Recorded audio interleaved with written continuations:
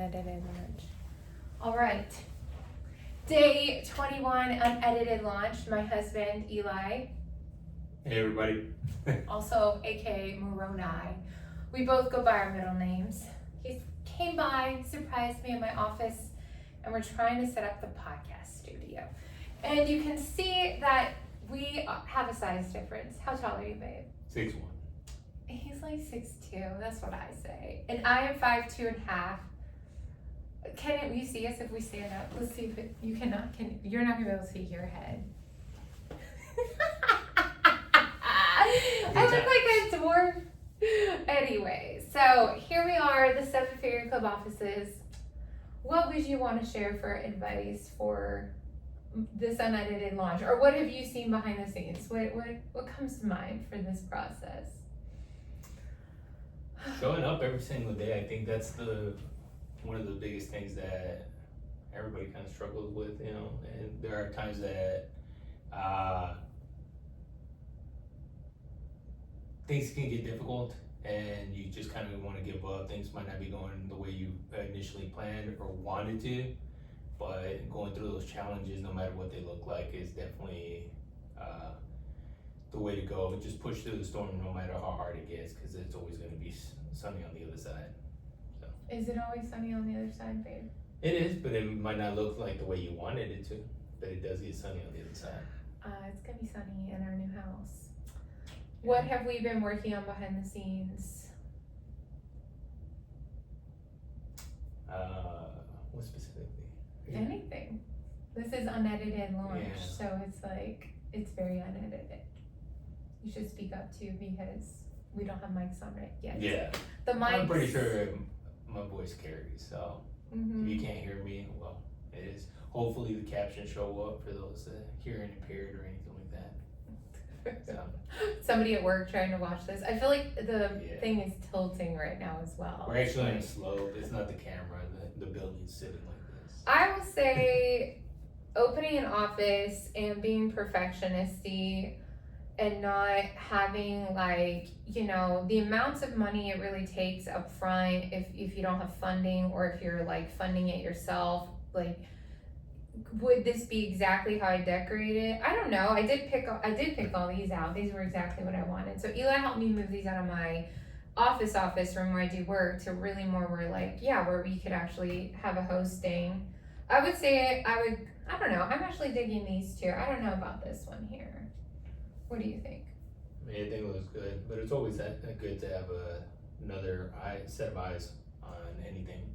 Like, so for me, I think the thing is, like, everything doesn't have to be perfect to still get the work done. But ideally, I'd like it to start to be perfect. So that's the goal. Like, by perfect, I mean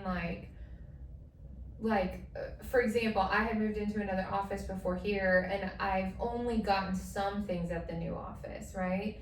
And so I'm looking around at like the stuff, and it feels a little hodgepodge, and it's frustrating to me because I'm a designer, and so I want to like be like, hey, should I just sell that thing, get rid of it? Like, I want things customized, but for it to be fully customized, I probably need $50K in hand, or do it bit by bit and make some money, pay the normal bills for the business and personal, reinvest it, but it just takes longer than I like. But yeah, but for me, it would be more of like functionality. Is it getting the job done? And then we could focus on the aesthetics as we go along, and that's kind of where we differ a little bit.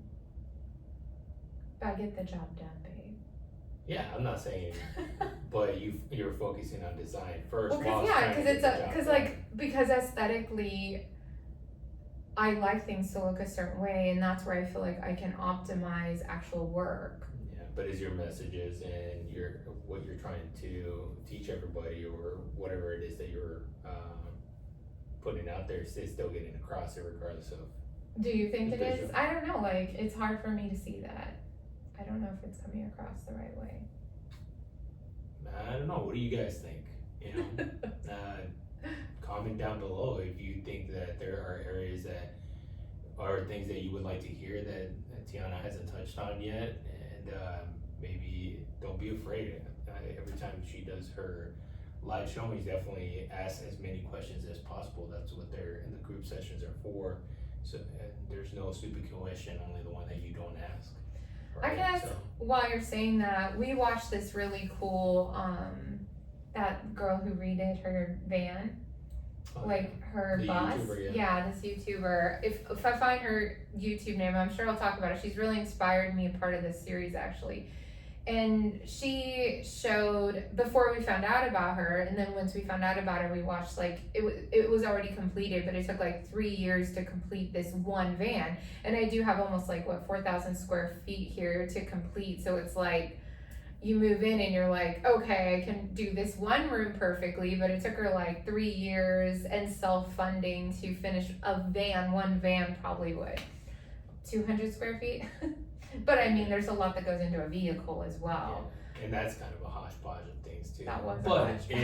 it's She makes it work. it makes it work to her personality and what she's into, and the van looks great and is very functional. So Yeah. that's where I kind of focus. Like, it's functional, has everything that she would need for traveling purposes. So.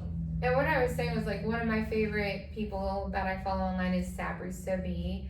And he did a recent video where he had a guy walking with him where they like started their first office and then this other office, and he was actually sharing how like this one got broken into, they worked in it until like it was just overflowing, and it did actually help me feel better, because as much as, yes, being a designer and liking pretty things, it's also remembering like we're running a business here. So yes, it's nice to see a podcast, we're going to try and make it look good on camera, but the truth is behind the scenes is not always pretty. It's not. Like in the other room right now, I have the planner things going on, which I did a series on that, and it's in the conference room. So yes, if I was hosting people at the conference room, I would have to move all the printers out and the papers out, but it's easier because it's 10 feet from my desk than putting it in the warehouse where it will go once there's a huge setup there. It's just life. It's frustrating. I know what I want it to look like, and if I had $150,000, I could probably make this place look exactly how I'd like it to look in the next month. I could order everything I could get, but Liquid, right? 150,000. 150 liquid separate than any other thing money I Right. need. Yeah, for anything else that we need in life. So we're also trying to buy a house right now, and we're really close to it. We're the closest we've been. That's the good news, right? There's been a ton of ups and downs, just being real, because I think it's important, and I'm going to be talking about it. Like, my credit score taken a hit from some divorce stuff, some credit score stuff that I didn't know about. There's like 3 fraudulent claims on my credit score. And until the credit score gets to a certain place, because Eli's Air Force and we're trying to get a VA with 0 down, because we'd rather invest the money into the business rather than a down payment, we're waiting a little longer. And what have you learned through that process? Like, because I feel like all this stuff that we've been going through the last few months has been very like this transitional. It's messy, Right. but it's with a bigger picture in mind. I think just like anything in life, it's these challenges, these obstacles that keep coming up are all tests, right? And how you can only mitigate so much, but in some cases you have to, Mitigating the risk, you mean, babe? yeah, mitigating risk of anything, right? Mm-hmm. Whether it's credit or other issues in background and stuff like that, or even with business, mitigating risk in regards to if you make a decision that you believe is going to be fruitful for your business, it can be, but there's also that potential it might fail, and you take out a loan and the things didn't play out the way, now you're still stuck with that loan and trying to move forward. But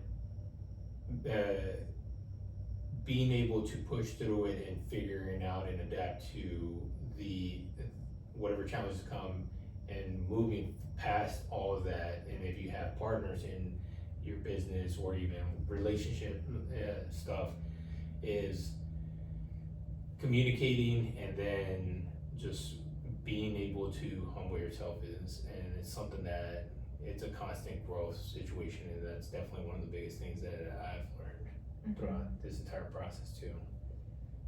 About what's Just like humbling and being humble in regards to not always and not knowing you don't know everything, and then on top of that also being able to trust the process in some cases and releasing that. Is it the process, or are we trusting God? God as well, right? God first. So, but there's a process. Follow the Yeah. plan. It's like the farmer, like, you can follow any plan. You can have plans and stuff like that, but have strategy for, like, and some coaches say don't have a backup plan, just have the plan and make it work.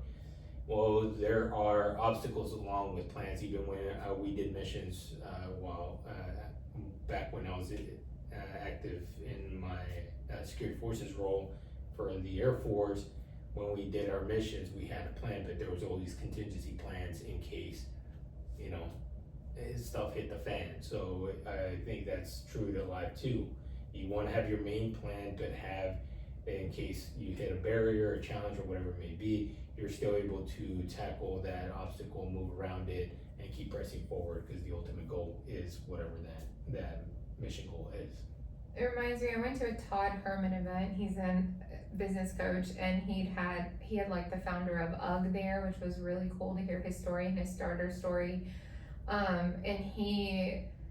But one thing that he talked about in the process, he worked with a lot of athletes, like that's how he got his coaching business off the ground. And he would have 2-week runways. So essentially you make you make an overall 90-day plan essentially, but then every 2 weeks, like the tasks, so there's goals and there's tasks. And tasks help you hit your goals. The timeline of goals, you can't control it, whether it's a weight goal, whether it's even a marriage goal, or a financial goal. But tasks can be edited to see how fast you can hit your goals. So essentially that was helpful to me. So it was like, okay, if this is my goal, so let's say it's my business goal, I want to make 100,000 this month. So I know that I've not been on track for that the last couple months. So what could I change in my tasks? If I'm not getting enough sales calls, okay, well then maybe I need to reach out to more people. So maybe the 10 a day in each area isn't working. So maybe I need to double that or even triple that number for a limited amount of time, so that I arrange more sales calls to close the sale. Because I do well closing the sale, but I'm not getting enough sales calls. Does that make sense? So if I was like, okay, I've been messaging 10 people a day, so for the next 2 weeks, because you do it in 2 weeks, let's message 30 people a day, and let's see if in the next 2 weeks I get more sales calls and more sales because of it. Right? And kind of lean into the numbers game. The numbers game, right? Because you don't always know. It's like a farmer, and this is where like you can't control all the variables, but you can figure out this variable is working, but maybe I just need to press into it more. So that's where I'm at. That's what I'm working on this week, is like, okay, we need to speed up some sales goals. So I need to press into the thing I know always works, which essentially is more private messages than more DMs going out. And then it's essentially, if I'm doing more DMs, let's say you and our son Weston, maybe he's doing some DMs. Well, then if we're all doing 30 a day, we went from Tiana's 30 to 90 a day. Well, 90 a day. Well, then there we just tripled our output. So we should be tripling the sales. Right. Mm-hmm. So yeah, how should we close this out? What's the theme of what we just talked about? I think it's like, when in times of transitions, like learning to appreciate the journey and with the people you're with, like don't let the perfection stop you from still producing, like even if you're still building something, right? So we have this vision for our lives, for our home, for our marriage, for my business here, but we're not there yet. So how can we still be productive, be profitable, and still be working towards our bigger vision and still having a good day? Right. Yeah. Just doing it. Just showing up. Yeah. Yeah, I know it's easier said than done, and yeah, it is difficult sometimes to show up, but just be there every single morning. And it's about the mindset, right? Everybody talks about being in your mindset and waking up and speaking life to yourself every single morning, waking up. If you believe in God, then thank God. If you believe in a creator, which should be one and the same, But whatever you believe, the universe, creator, thank, and be thankful for everything that you have. You have your health, you have functioning limbs, body parts, arms and legs. You can eat. You have food on your table. It might not be much, but you have food on your table. You have a roof over your head, clothing on your back. Be grateful for those little things, and as it adds up, it will magnify over time. So Yeah. Well, it'll be an interesting journey to when one day, and hopefully we'll still be YouTubing here with all of you, inviting you in this journey. It'll be cool to be like, hey, it's all put together. But the thing is, like, I know because I have accomplished certain goals, we'll still just want to show up and we'll have more goals. yeah, I mean, that's life, right? Yeah.